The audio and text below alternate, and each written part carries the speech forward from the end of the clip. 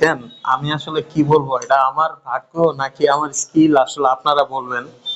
আমি একটু আগে একটা ভিডিও দিয়েছি, ভিডিওটা জাস্ট ক্লোজ করে 2 মিনিট একটা রিলস দেখতেছিলাম।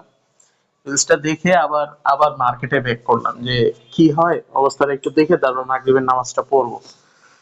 তো আলহামদুলিল্লাহ, already 1000 plus profit, but I am still not closing this order. যেহেতু এটা হাইলি রিস্কি, যে এত টাফ একটা মোমেন্টে একটু পরে নিউ ইয়র্কের সেশন ওপেন 7টায়, এই সিচুয়েশনে আসলে ক্লোজ করা না করাটা একটা বড় ভুল।